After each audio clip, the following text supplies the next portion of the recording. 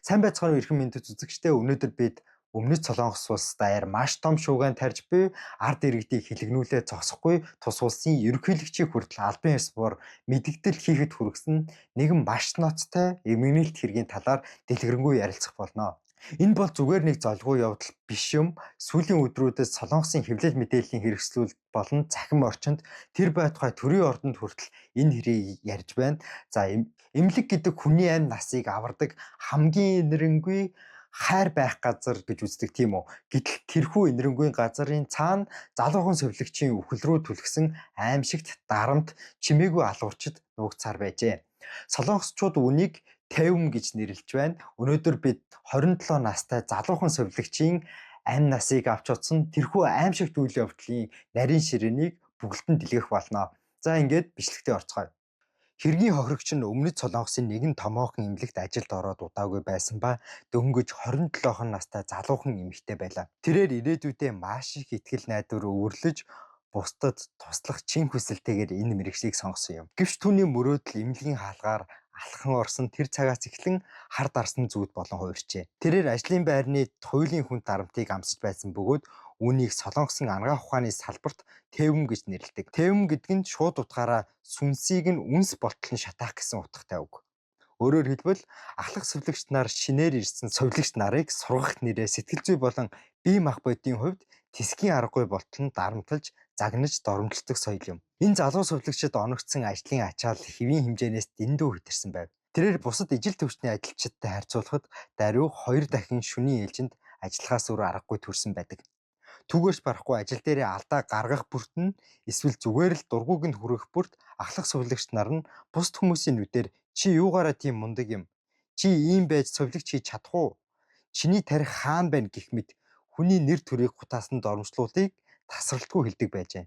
Хохирогч суулгч өдөр бүр уйлж унтаж чадахгүй сэтгэл зүйн маш гүн хямралд орсон байв. Тэрээр ажлаасаа гараад удаагүй байхдаа эцэст нь энэ бүх шаналлыг тэсвэрлэж чадалгүй өөрийн амь насыг эвгүүтгсэн юм. Энэхүү харамсалтай өвхөл олон нийтийн мэдээллийн хэрэгслээр цацагдж, хохирогчийн ар гэрийнхэн түүний бичиж үлдээсэн зурвас баримтуудыг дэлгэж эхэлснээр Солонгосын ард түмэн маш ихээр хилгэнсэн юм. Эмнэлгүү эсвэл тамуу гэх шүүмжлэлүүд хүчтэй өрнөж тэмцэл эхэлсэн. Олон нийтийн эсэргүүцэлт дээд зэгтээ хүрэх үед Өмнөд Солонгос улсын ерөнхийлөгч өөрөө энэ хэрэгт шууд анхаарал хандуулж албан ёсны засгийн газрын хуралдаан дээр маш хатуу мэдээлэл хийсэн юм. Ерөнхийлөгч хэлэхдээ энэхүү Тэвэм гихч соёл нь сургалт биш харин хизээч зөвтгөж болохгүй аимшигтай хүчирхийлэл гэмт хэрэг мөн гэж шууд тодорхойлсон юм.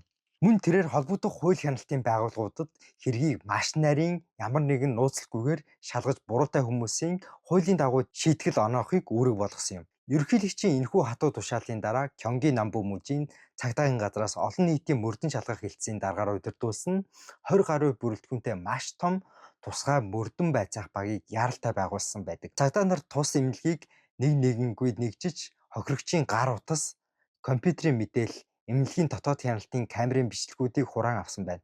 Түүнчлэн энэ нь зөвхөн ганц эмнэлгийн асуудал биш байж магадгүй тул Солонгос улс даяарх дунд болон жижиг хэмжээний бүх эмнэлгүүдэд ийм төрлийн дарамт соёл байгаа эсхийг тогтоож бүх нийтийн чонсож усаа буюу бүх нийтийн тандалт судалгааг өргөн хүрээнд эхлүүлээд байна. Хэрэг гарснаас хойш хөдөлмөрийн яам болон холбогдох албаны 6 сарын турш маш нарийн шалгалт хийсэн ба тэд хохирогчдын ажлын цэг, сэтгэл зүйн байдал, гэрчүүдийн мэдүүлгийг үндэслэн саяхан албан ёсны шийдвэрээ гаргалаа. Төрөөс түүний өвхлийг ажлын байрны дарамтаас үүдэлтэй үйлдвэрлэлийн осол мөн гэж албан ёсоор хүлээн зөвшөөрсөн юм. Энэ нь түүнийг ажлынхаа дарамтаас болж амиа алдсан гэдгийг төр хуулийн дагуу баталж өгсөн хэрэг юм. Гэвч хохирогчийн ар гэрийнхний хувьд тэмцэл дуусаагүй байна. Тэдний хийж байгаагаар охин амиа алдахаас өмнө эмнэлгийн удирдлагуудад болон хөдөлмөрийн байгууллагад намайг маш их дарамтлаж байна, туслаарай гэж хэд хэдэн удаа гомдол гаргаж байсан гин. Гэвч тухайн үед эмнэлгийн удирдлагууд үүнийг үл томсорлож дарамт чахалт үзүүлсэн ахлах сувилагчдад ердөөл сануудаг өгөх төдийгөөр хэргийг нь нуун дарагдуулахыг оролдож байжээ. Хохирогчийн ээж нь уйлан байж миний охин эмнэлэгт хүн аврахаар очсон болохоос биш бусдаас бол тарчилж өгөхээр очоогүй. Эмнэлгийн удирдлагууд чинь чин сэтгэлээсээ уучлалтгүйж буруутай хүмүүсийг шоронд орох хүртэл бидний тэмцэл зогсохгүй гэж мэдгцээр байна. Тэгэхээр үзэгчдээ Өмнөд Солонгос улсад гарсан энэхүү харамсалтай хэрэг нь зөвхөн тэр улсын асуудал биш юм аа гэж би бас хэлмээр байгаа. Энэ нь дэлхийн аль ч улс оронд ямар ч байгууллагад байж болох ажлын байрны дарамтын хамгийн аимшигт үр дагаврыг харуулж байна гэж ойлгож байна. За энэ хэрэгээс бидний суралцах ёстой маш чухал зүйл бол нэгдүгээрт хүний амь наснаас илүү үн цэнтэй ажил гэж байхгүй. Ямар ч нэр хүндтэй мэрэгжил, өндөр цалин эсвэл байгууллагын амжилт байлаач хүний сэтгэл зүй, эрүүл мэнд, амь насыг золиослох эрх хүнд ч байхгүй. Ажил бол зөвхөн амьдрах хэрэгсэл болохоос биш, амь насыг авдаг там байх ёсгүй шүү дээ гэдгийг залуучууд маань байнга санаарай гэж хүсэж байна. Хоёрдугаарт нь өмнө нь ч ийм л байсан гэдэг үг бол гэмт хэрэг юм а гэдгийг бас хэлмээр санагдсан.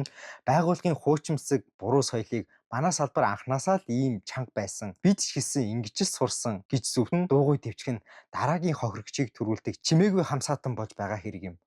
Буруу зүйлийг буруу гэж хэлж чаддаг, доороос гарч буй хоолойг нь сонсож хамгаалж чаддаг эрүүл тогтолцоог бид нийгмээрээ бүтээх ёстой. Энэ зүйлийг би бодож байхад хамгийн түрүүнд юу бодож байсан бэ гэхээр бидний сонсож дасснаар соёл урлагийн их сургууль болон бусад хүчний байгууллагын сургуулиуд дээр ийм зүйл магадгүй болдог юм биш үсттэй гэсэн айдас надад бас төрж байсан гэдгийг хэлэх нь зүйтэй болов уу гэж бодож байна. Тэнгэрийн оронд дооцсон залуу сувлагчийн араас гүнээ гашуудан эмгэнэл илэрхийлье. Өнөөдрийн дугаар дуустал үзсэнд танд баярлалаа. Та бүхэн энэ хэргийн талаар ямар бодолтой байгаа вэ? Сэтгэгдэл хэсэгт өөрийн үзэл бодлоо үлдээгээрэй. Мөн таны орчинд ийм үйл явдал болж байхыг үгүйсэхгүй болохоор та бүхэн заавал анхаарал сэрэмжтэй байгаарай. Дараагийн дугаар уулзтлаа. Түр баяртай.